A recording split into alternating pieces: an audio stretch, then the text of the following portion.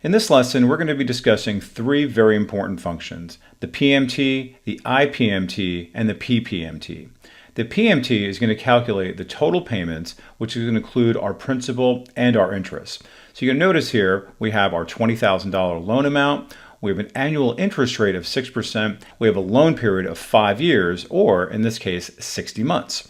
So if we take a look at what's already been done, I double click on this, you're going to see we have it broken down by all these different factors.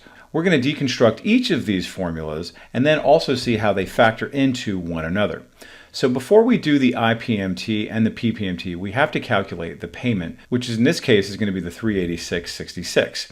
Because we need to know what is going to be our monthly payment, and then based off of that monthly payment, we're going to need to know what is going to be our total interest, and then what is going to be the principal payment. And you'll notice that these two add up to calculate to this final number. So let's go ahead now and calculate, first of all, what is going to be our monthly payment. And that is going to be a constant month over month. So very simply, I'm going to do equal sign, PMT, and now you're going to see, well, what is the rate? Well, we have the rate right here, which is going to be 6%, and notice how this is an annual interest rate. So what we need to do is divide this by 12 because we're doing it month over month, right? That's how often we're paying. So I'm going to do comma, and then we have n per, which is the number of periods, and you can see here I have this 5 years. Well, I click on that, that's going to be 5 multiplied by 12 because we need to calculate how many months it's going to be.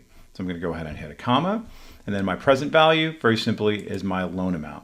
I close that out, and you can see here, now it's $386. So I know how much my monthly payment's going to be. Very good. Now I want to know what is going to be the interest payment on this month over month.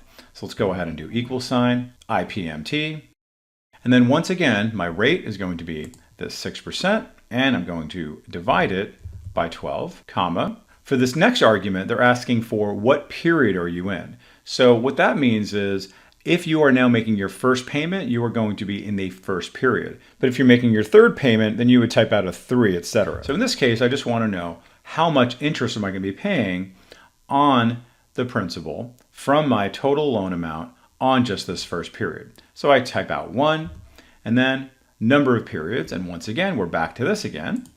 And we're going to say multiply that by 12 to again get my 60 months so it knows how to calculate that in. And then my present value, once again, is going to be 20,000.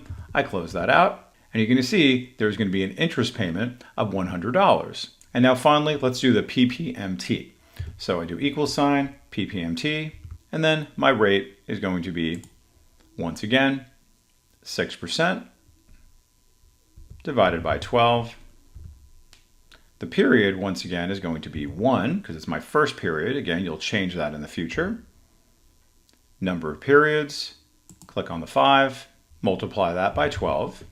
Present value, click on my 20,000, close that out. And now you'll see I get an even 286.66, and if you combine these, it's going to add up to this total principal payment. Now in the future, you would go into the formula to say, hey, listen, you know what? I'm now in my second period, and I would change this to a 2, and then change this also to a 2. And you can see how both of these numbers still add up to this grand total of 386.66 because this number is going to be a constant.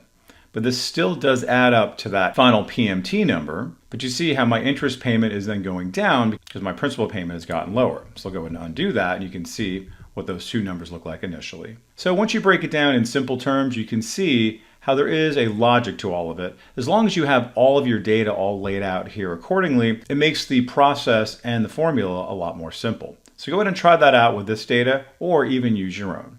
Thanks everybody, and we'll see you in future lessons. What was your favorite part of this tutorial? We would love to hear your thoughts in the comments.